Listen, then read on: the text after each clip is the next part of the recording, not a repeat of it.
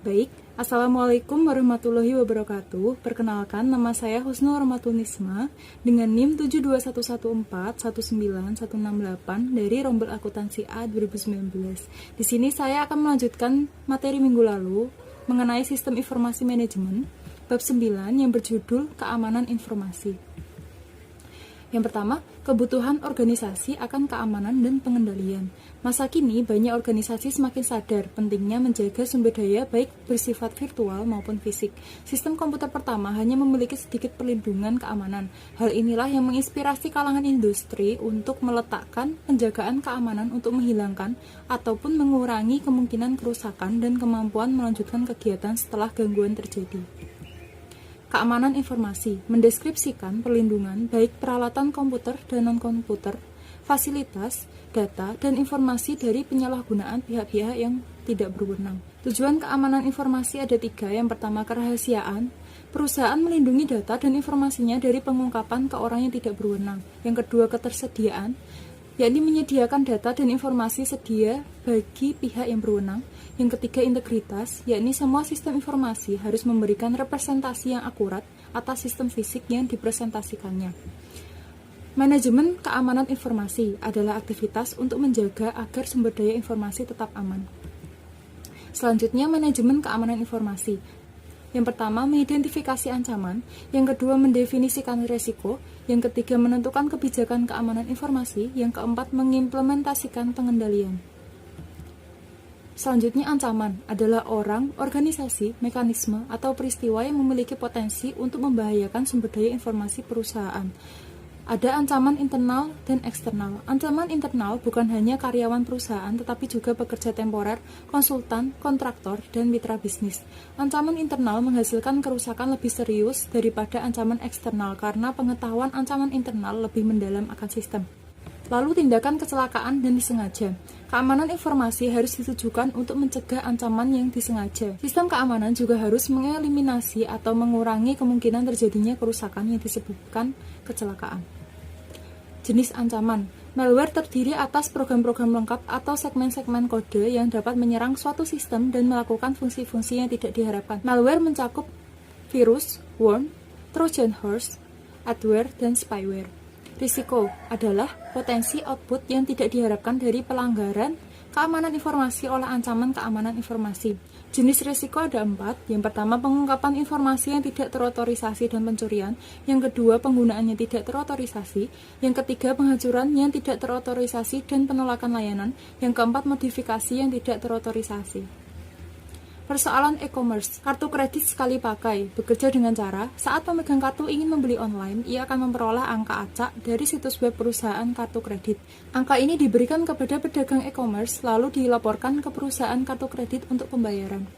Praktik keamanan yang diwajibkan oleh Visa ada 3 praktik umum. Yang pertama, menyaring karyawan yang memiliki akses terhadap data. Yang kedua, tidak meninggalkan data atau komputer dalam keadaan tidak aman. Yang ketiga, menghancurkan data jika tidak dibutuhkan lagi. Selanjutnya, manajemen resiko ada 4 langkah. Yang pertama, identifikasi aset-aset bisnis yang harus dilindungi dari resiko. Yang kedua, menyadari resikonya. Yang ketiga, menentukan tingkatan dampak pada perusahaan jika risiko benar-benar terjadi. Yang keempat, menganalisis kelemahan perusahaan.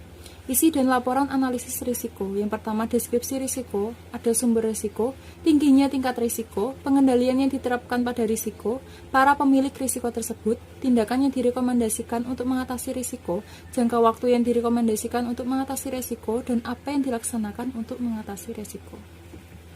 Kebijakan keamanan informasi ada 5 fase implementasi kebijakan keamanan.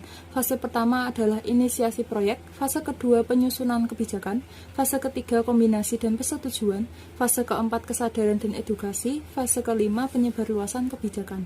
Kebijakan terpisah dikembangkan untuk keamanan komunikasi data, klasifikasi informasi, perencanaan kelangsungan usaha, akuntabilitas manajemen, keamanan sistem informasi, pengendalian akses sistem, keamanan personal, dan keamanan lingkungan dan fisik. Pengendalian adalah mekanisme yang diterapkan baik untuk melindungi perusahaan dari risiko atau untuk meminimalkan dampak risiko pada perusahaan jika risiko terjadi. Ada 3 kategori pengendalian, yaitu teknis, formal, dan informal. Pengendalian teknis adalah pengendalian yang menjadi satu di dalam sistem dan dibuat oleh para penyusun sistem selama masa siklus penyusunan sistem. Pengendalian akses. Proses pengendalian akses. Yang pertama, identifikasi pengguna. Yang kedua, autentikasi pengguna. Yang ketiga, otorisasi pengguna. Sistem deteksi gangguan. Logika dasar dari sistem deteksi gangguan adalah mengenali upaya pelanggaran keamanan sebelum memiliki kesempatan untuk melakukan perusakan. Contohnya, peranti lunak proteksi virus dan peralatan prediksi ancaman dari dalam. Firewall sebagai penyaring dan penghalang yang membatasi aliran data ke dan dari perusahaan tersebut dari internet. Jenis firewall ada 3, yaitu penyaring paket, tingkat sirkuit, dan tingkat aplikasi.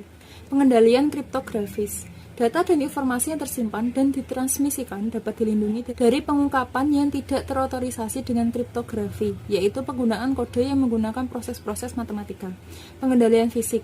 Perkembangan seterusnya menghasilkan kunci-kunci yang lebih canggih, yang dibuka dengan cetakan telapak tangan dan cetakan suara, serta kamera pengintai dan alat penjaga keamanan. Pengendalian fisik hingga tahap tertinggi dengan cara menempatkan pusat komputernya di tempat terpencil. Pengendalian formal dan pengendalian informal. Pengendalian formal mencakup penentuan cara berperilaku, dokumentasi prosedur dan praktik yang diharapkan, dan pengawasan serta pencegahan perilaku yang berbeda dari panduan yang berlaku.